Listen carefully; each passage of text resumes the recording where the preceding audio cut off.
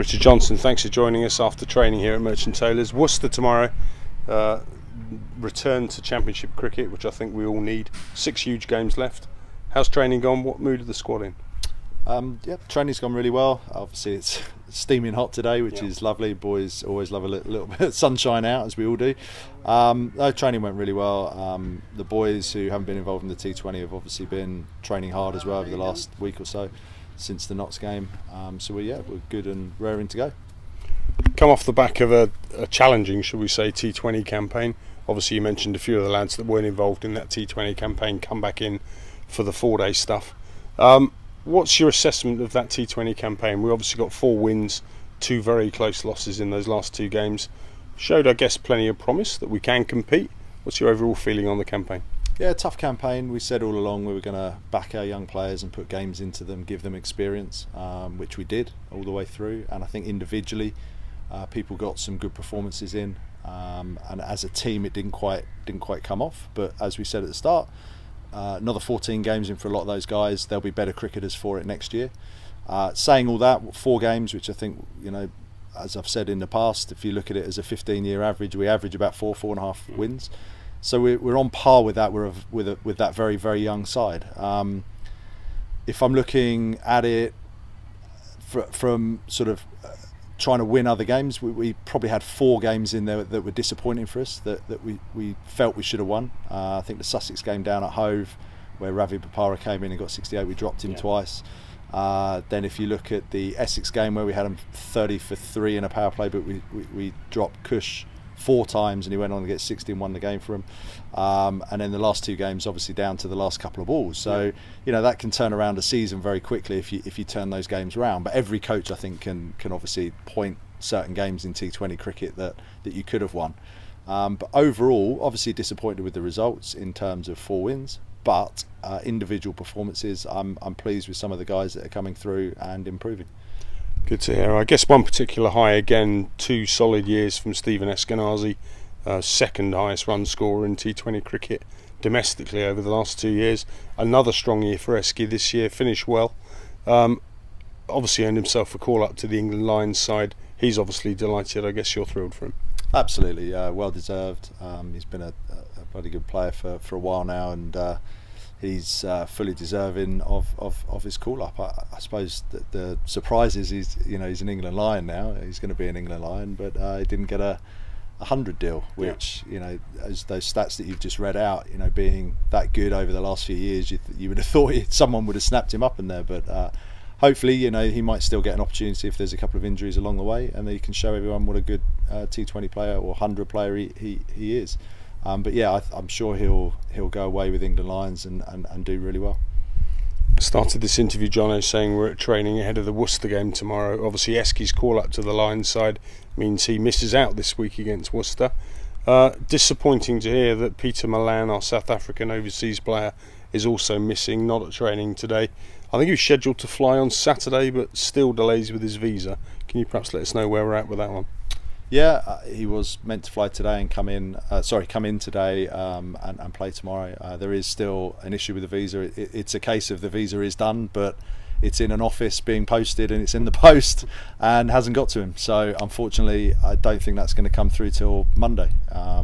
So just unfortunately one of those things. But saying that, we've got Rob White back into the frame, who we know is a very fine player and has an opportunity to now stake a claim again. So exciting to see White and Davies in your starting 11, which will be amazing. 2 good young players, both have done well at times, so good chance for them to push their claims moving forward. I guess when Peter comes back in, that'll give you as first team coach a nice headache to have, because obviously you've then got too many people to fill the spots you've got in your 11. I don't expect you to expand upon this either, Jono, but I know you've got another overseas player that we're talking to. Obviously the intention was always to replace Shaheen when he went. I know conversations are very advanced with another player who we're hoping to get in fairly imminently.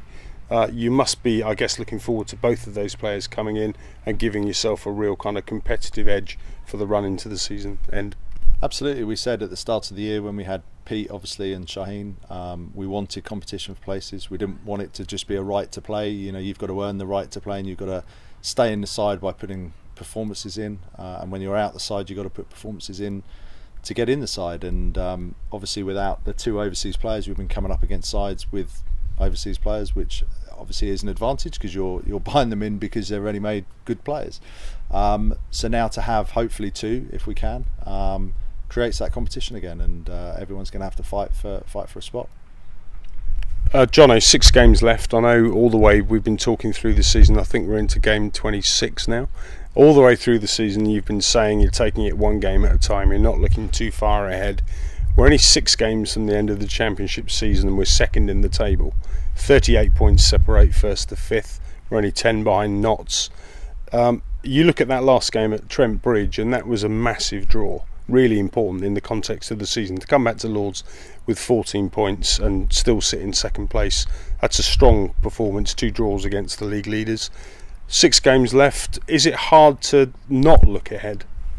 Well, going to the Notts game first, the most important thing about that was I've said all along there that by a long way the strongest team in our division and one of the strongest in the country. So to put a good show, especially the last game, to show that resilience that we talk about, to bat long periods of time against a really good attack, I thought was brilliant. And it just wasn't 1 or 2 players; it was as a team how well we did. So that really sets us up well for the next game and the game after that. I think we talked early season about our identity and about how we wanted to play our cricket, and I think that was really that showed against Notts.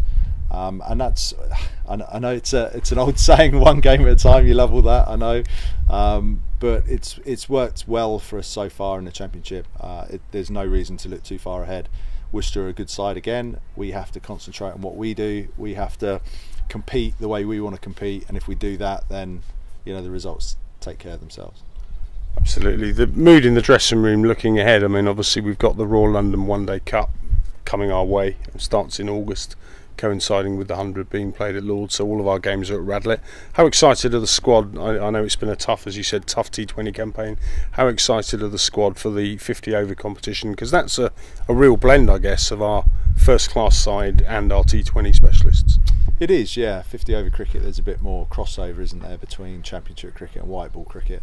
And we're going to have a competitive side for that tournament. We haven't lost that many to the 100, unless there's a few injuries, as we said earlier, and a couple of call-ups. But it gives young players and senior players an opportunity to build something in that tournament. And as I say, we're going to have a fair squad at the moment to pick from, so it should be highly competitive. Good stuff. Well, Jono, before that, obviously we've got tomorrow, we've got Sussex next week. All the very best of luck in those 2 games. They're big ones. You may not say so, but I get the feeling that excitement is building as the season nears an end. I'll tell you, with 1 game to go, I'll say to you, how excited are you? If we're like a couple of points in promotion, I reckon even you might concede that there's some excitement there. But Jono, thanks for your time. I appreciate it, and good luck this week. Thank you.